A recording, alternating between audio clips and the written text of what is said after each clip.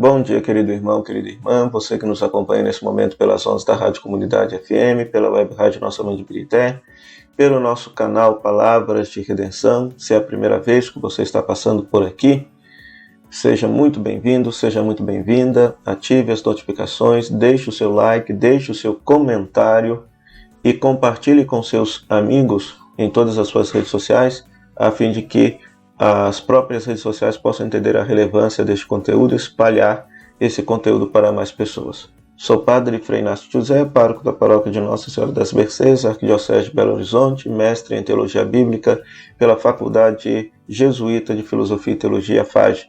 Seja bem-vindo, seja bem-vinda ao nosso programa O Pão da Palavra, no qual nós meditamos a Palavra de Deus proclamada neste domingo. Nós estamos celebrando o 6º domingo do tempo comum do ano A, e nós temos como palavra de Deus Eclesiástico, capítulo 15, versículo 16 a 21, primeira carta de São Paulo aos Coríntios, capítulo 2, versículo 6 a 10, e Mateus, capítulo 5, versículo 17 a 37. Vamos meditar com alegria a santa palavra de Deus.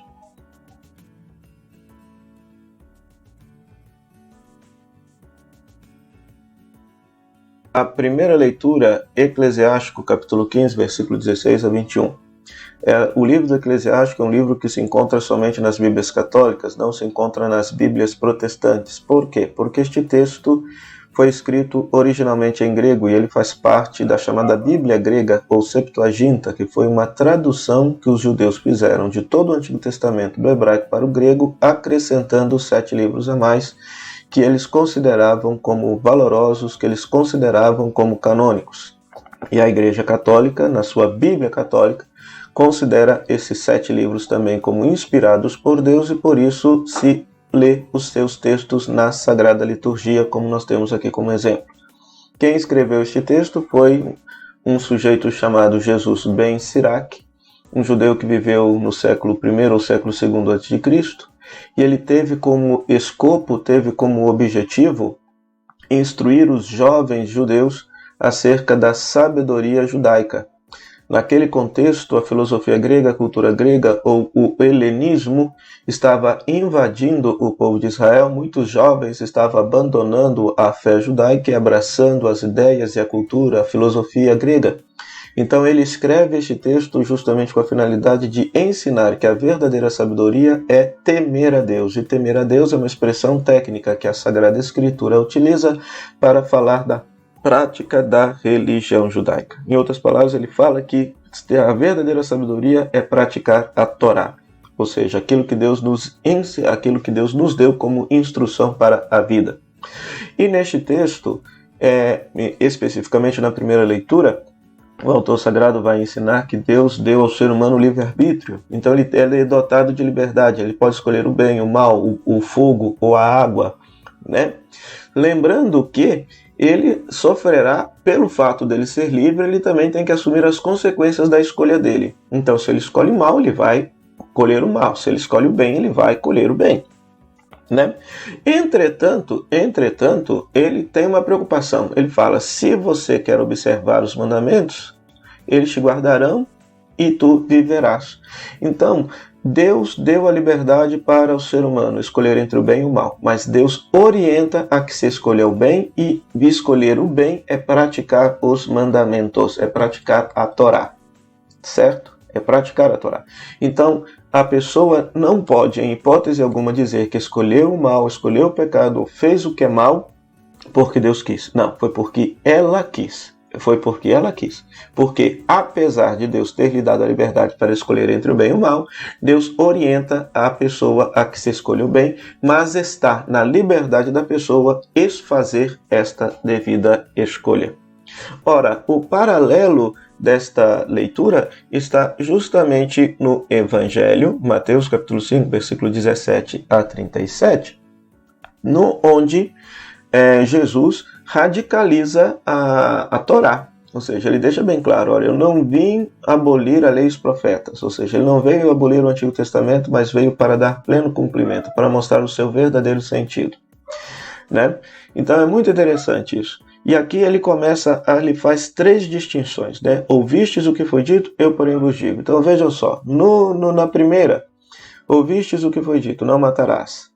Jesus radicaliza esse mandamento. Se antes matar era tirar eventualmente a vida de alguém, matar, assassinar alguém, agora matar significa cultivar a raiva no coração por alguém, dizer que alguém não merece viver, que é o que está por trás da palavra patife aqui no Evangelho, uma péssima tradução, porque é uma palavra que não se tem tradução. Quando se pega esse texto no grego, o próprio texto grego mantém a palavra aramaica, raká, que significa inútil, coisa que não presta. Né? Então a ideia seria: todo aquele que desejar a inexistência de alguém será condenado por Deus. Né?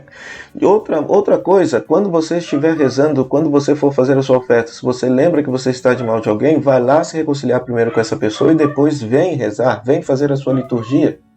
Então é muito interessante, porque Jesus parece que coloca como critério para que Deus, para uma liturgia bela e perfeita, a gente estar bem uns com os outros. Né? Depois essa ideia vai ser ressoada, por exemplo, no Pai Nosso, que Deus vai nos perdoar na mesma medida em que nós perdoamos o nosso irmão. Além disso, se nós tivermos diferenças com outras pessoas, que a gente possa buscar a reconciliação com elas, né? Antes de chegar no tribunal, ou seja, procurar de fato fazer as pazes. Depois, Jesus vai trabalhar e radicalizar a questão do adultério. Se antes o adultério era trair de fato o esposo ou a esposa, agora o adultério é cultivar um sentimento errado dentro do seu coração.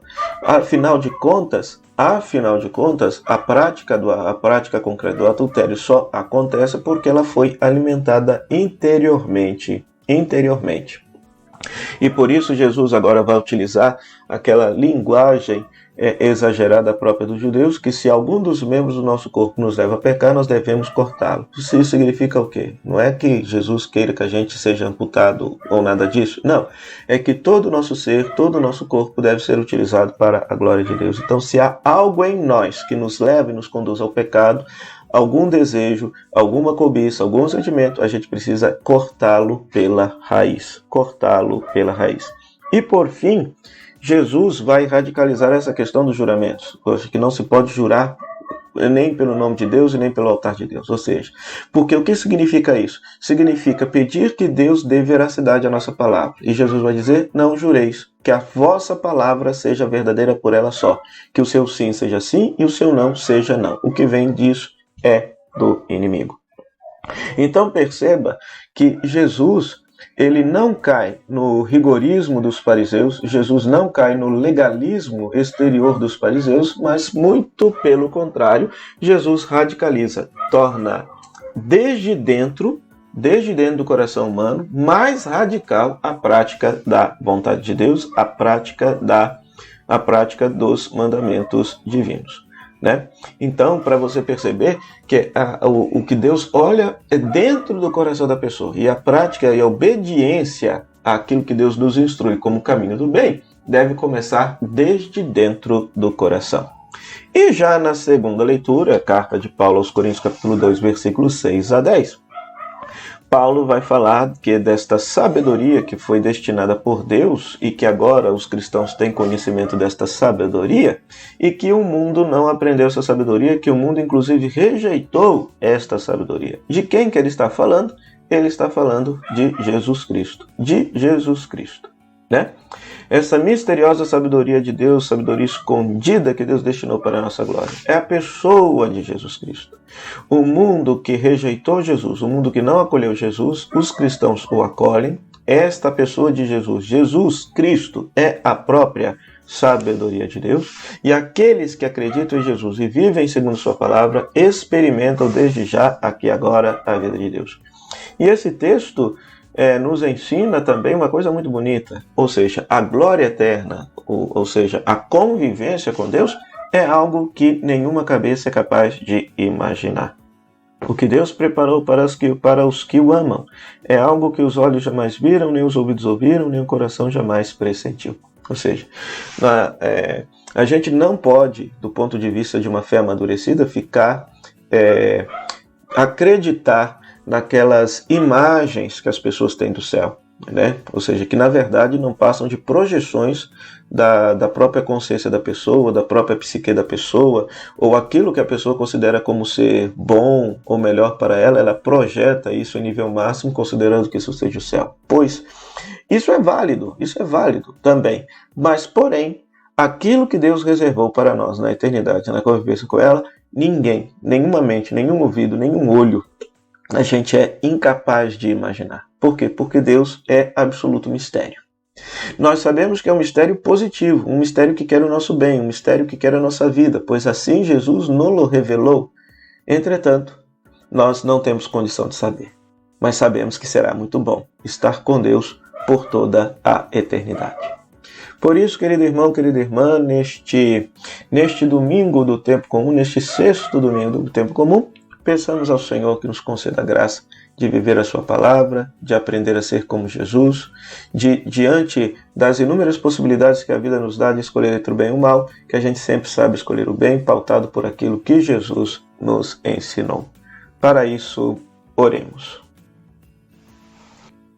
Ó Deus, que prometestes permanecer nos corações sinceros e retos, dai-nos por vossa graça viver de tal modo que possais habitar em nós. Por nosso Senhor Jesus Cristo, vosso Filho, na unidade do Espírito Santo. Amém.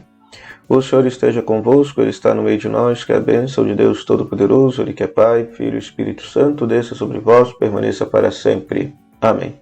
Meu muito obrigado à Rádio Comunidade FM de Bom Sucesso, à Web Rádio Nossa Mãe de Pirité, por esse espaço de evangelização. A você, querido rádio ouvinte internauta, pela sua audiência. A você que está nos acompanhando pelo nosso canal Palavras de Redenção. Repito mais uma vez, se é a primeira vez, se você faça a caridade de se inscrever no nosso canal, deixar o seu like, deixar a sua curtida, deixar o seu comentário e compartilhar com todos os seus amigos, para que as redes sociais possam expandir esse conteúdo para mais pessoas. Que Deus te abençoe. Até o próximo programa, o Pão da Palavra, se Deus quiser. Tchau, tchau.